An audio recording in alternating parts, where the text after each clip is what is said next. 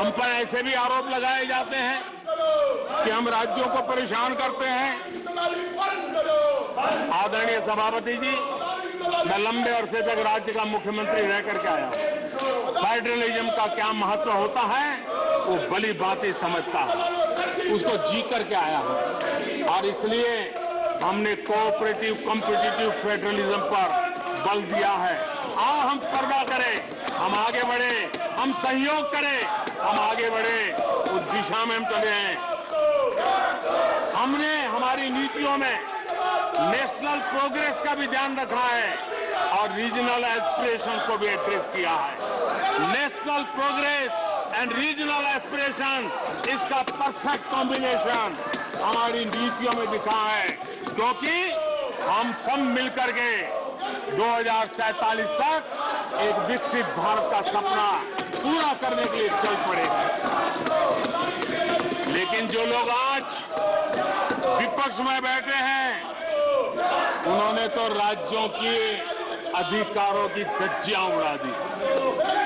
जरा मैं कच्चा चिट्ठा आज खोलना चाहता हूं।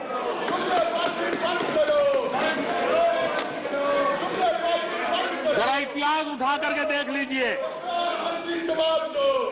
वो कौन पार्टी थी, वो लोग कौन सत्ता में बैठे थे जिन्होंने आर्टिकल 356 का सबसे ज्यादा दुरुपयोग किया।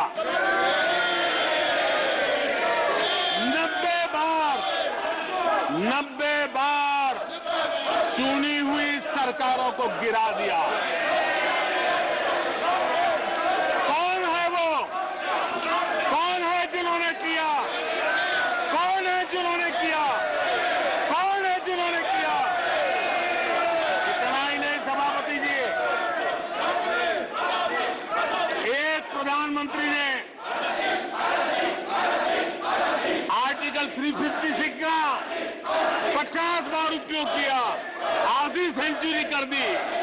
वो नाम है श्रीमती इंदिरा गांधी का। 50 बार सरकारों को गिरा दिया। केरल में आज जो लोग इनके साथ खड़े हैं, जरा याद कर लीजिए, थोड़ा बार माइक लगा दीजिए। केरल में वामपंथी सरकार चुनी गई, जिसे पंडित नेहरू पसंद नहीं करते थे। कुछ ही कालखंड के अंदर चुनी हुई पहली सरकार को गढ़ते। आज आप वहां खड़े हैं, आपके साथ क्या हुआ था जरा याद कीजिए। आदरणीय सभापति जी, जरा डीएमके के मित्रों को भी बताता हूं, तमिलनाडु में एमजीआर और करुणानिधि जैसे दिग्गजों की सरकारें, उन सरकारों को भी इन्हीं कांग्रेस वालों ने बर्खास्त कर दिया। एमजीआर की आत्मा देखती होगी आप कहां खड़े हो। यहां पर पीछे बैठे हैं इस सदन के वरिष्ठ सदस्य और जिनको मैं हमेशा एक आदरणीय नेता मानता हूं, श्रीमान शरद पवार जी। 1980 में शरद पवार जी का आयु 35-40 साल की थी। एक नौजवान मुख्यमंत्री महाराष्ट्र की सेवा करने के लिए निकला था, उनकी सरकार को भी गिरा दिया गया और आज वो वहां है। आज वो वहां हर क्षेत्रीय नेता को उन्होंने परेशान किया और एनटीआर के साथ क्या किया। यहां कुछ लोग आज कपड़े बदले होंगे, नाम बदला होगा, ज्योतिषियों की सूचना के अनुसार नाम बदला होगा, लेकिन कभी वो भी उनके साथ थे। वो एनटीआर की सरकार को, और वो तबीयत के लिए अमेरिका गए थे, अपने हेल्थ के लिए गए थे। आपने एनटीआर की सरकार को गिराने का प्रयास किया। ये कांग्रेस की राजनीति का स्तर था।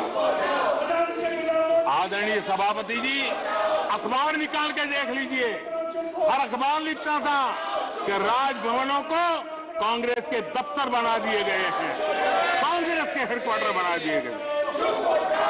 2005 में झारखंड में एनडीए के पास ज्यादा सीटें थी, लेकिन गवर्नर ने यूपीओ को शपथ के लिए बुला लिया था। 1982 में हरियाणा में भाजपा और देवीलाल के पास प्री पोल उनका एग्रीमेंट था, उसके बावजूद भी गवर्नर ने कांग्रेस की सरकार के लिए निमंत्रण कर दिया था।